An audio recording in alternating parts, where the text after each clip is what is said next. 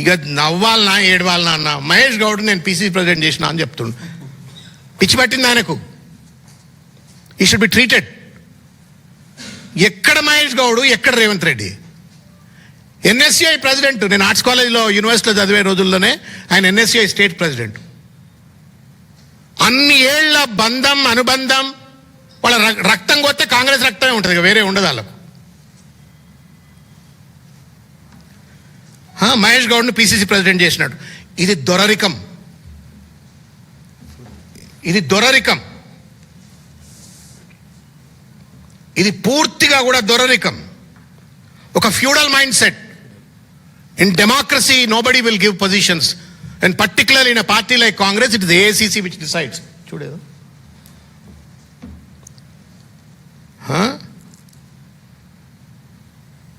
కేసీఆర్ ముఖ్యమంత్రి అయితే ఆయన కుటుంబానికి లాభం, ప్రజాపాలనతో ప్రజలకు లాభం. ఎవరికి లాభం అవుతుంది రేవంత్ రెడ్డి? చర్చకు. ఒక పక్కన రాష్ట్రం ఆర్థికంగా అతలాకుతలం అవుతుంది, రాష్ట్రం ఆర్థికంగా అతలాకుతలం అవుతుంది, అధోగతి పాలవుతుంది. పెన్షన్లకు, గ్రాట్యుటీకి, దేనికి కూడా డబ్బులు లేవు. రిటైర్మెంట్ బెనిఫిట్స్ ఇవ్వడానికి డబ్బులు లేవు, ఫీ రియంబర్స్మెంట్ డబ్బులు లేవు, ఆరోగ్యశ్రీకి డబ్బులు లేవు.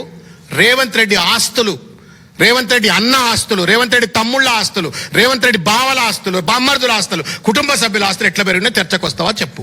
ఇదేమో తెలంగాణ ప్రజల ఆస్తి, తెలంగాణ ప్రభుత్వ ఆస్తి. ఇది రేవంత్ రెడ్డి ఆస్తి. వ్యక్తి ఆస్తి ఎట్లా పెరుగుతుంది, వ్యవస్థ ఆస్తి ఎట్లా తగ్గుతుంది, సమాజం ఆస్తులు ఎట్లా తగ్గుతాయి, ప్రభుత్వం ఆస్తులు ఎట్లా తగ్గుతాయి, ఈయన ఆస్తులు ఎట్లా పెరుగుతాయి, చర్చకు రా. ప్రజాపాలన అంటే ప్రజలు లాభపడాలి కదా. నువ్వెట్లా లాభపడతావు?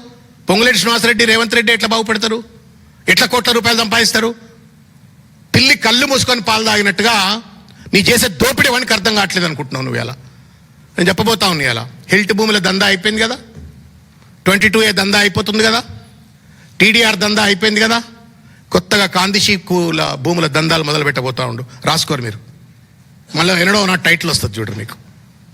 రెగ్యులరైజ్ చేసి పడదొబ్బుతారు, మొత్తం దొబ్బేస్తారు. ఎందుకంటే అన్ని అగ్రిమెంట్లు అవుతున్నాయి. ఈజ్ డూయింగ్ రియల్ ఎస్టేట్ దందా, రియల్ ఎస్టేట్ మాఫియా నడుపుతా ఉండి అలా ప్రభుత్వం నడుపుతలా. పేద ప్రజలు, వాళ్ళ కష్టాలు, వాళ్ళ నష్టాలు, విద్యార్థి నిరుద్యోగుల యొక్క సమస్యలు పట్టవు. ఒక దోపిడీ పాలన కొనసాగిస్తూ ఇవాళ రేవంత్ రెడ్డి ఇష్టం వచ్చినట్టుగా ఇవాళ మాట్లాడుతున్నాడు. ఇంకో మాట, సెప్టెంబర్ నెలలో ఇంకొకటి చెప్పాలన్నా మర్చిపోయాను. Long press conference, but yet you have to have patience to listen to me. 42%. అరే పూలే విగ్రహం పెట్టిండు అన్న, సోషల్ జస్టిస్ అన్నాడు కాబట్టి నేను చెప్తున్నా. వెనకట రావు గోపాలరావు రాత్రిపూట మర్డర్ చేయించి పొద్దుగాలు వచ్చి దండలేస్తాడు, గుర్తుందా అన్న మీకు? ఏం సినిమా అది? అదేదో సినిమా ఉంటుందన్న, సూర్యుడు ఎరిపెక్కినట్టు అని చెప్పని వస్తుంటాడు. ముత్యాల ముగ్గు సినిమా. రాత్రిపూట మర్డర్, పొద్దుగాల పూలదండ,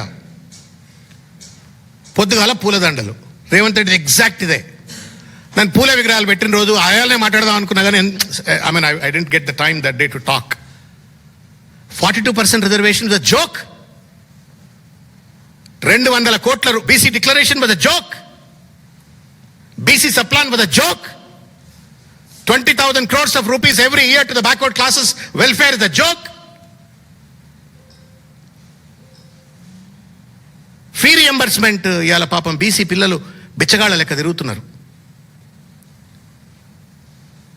200 కోట్ల రూపాయలు 2 సంవత్సరాల పాటు 2 లక్షల మంది ఉద్యోగులు పనిచేస్తే చేసినటువంటి ఒక కుల గణన, సోకాల్డ్ కుల గణన, పర్యవసానంగా రావాల్సిన 42% రిజర్వేషన్ ఇవాళ డస్ట్బిన్లో ఉంది. అలా కేవలం రేవంత్ రెడ్డి యొక్క చేతగానితనంతో. ఎందుకు చేతగానితనమో నువ్వు రా చర్చ చేద్దాం మన ఇద్దరం.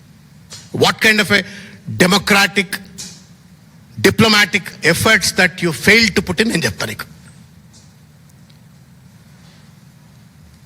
పూలే విగ్రహాలు, హంతకుల సంతాప సభలు, ఇదంతా టీడీపీ కల్చర్. ఇది ఎన్టీ రామారావును వెన్నుపోటు పడి చంపిన వాళ్ళు మళ్ళీ ఆయన విగ్రహం పెట్టి రాజకీయాలు చేస్తున్నారు. పూలే సిద్ధాంతాన్ని, ఫీ రియంబర్స్మెంట్ అమలు చేస్తే పూలే సిద్ధాంతం అమలు చేసినట్టు అన్న. నువ్వు ఫీ రియంబర్స్మెంట్ అమలు చేయకుండా, ఆయన మొత్తం జీవితం అంతా విద్య కోసం పనిచేసిండ్రు. సావిత్రిబా పూలే, పూలే గారు ఇద్దరు కూడా, జ్యోతిబా పూలే గారు. నువ్వేం చేస్తున్నావు? ఫీ రియంబర్స్మెంట్ పథకాన్ని తుంగలో దొక్కుతున్నావు. నువ్వెట్లా జ్యోతిబా పూలే విగ్రహాన్ని పెట్టడానికి అర్హుడైతావు? వంచన కదా ఇది, మోసం కదా ఇది, దగా కదా. ఇంజనీరింగ్ విద్యార్థులు క్రిమినల్ వేస్ట్ అంటావు నువ్వెట్లా జ్యోతిబా పూలే విగ్రహాన్ని పెట్టడానికి అర్హుడైతావు? ఎవరైతే పేద వర్గాలు, అట్టడుగు వర్గాలు విద్య చదువుకోవాలా అని చెప్పిన జ్యోతిబా పూలే ఇక్కడుంటే, నువ్వు పేదోడు చదువుకునే ఇంజనీరింగ్ విద్యనో లేకపోతే ఇంకోటి చదువుకునే ఇంజనీరింగ్ విద్యను క్రిమినల్ వేస్ట్ అంటావు, ఫీ రియంబర్స్మెంట్ అమలు చేయవు, 27,000 స్కూల్లో 4,000 స్కూళ్ళకి నేను అణగదొక్కుతా అని చెప్పానంటావు. నువ్వెట్లా జ్యోతిబా పూలే విగ్రహాలు పెట్టడానికి అర్హుడైతావు?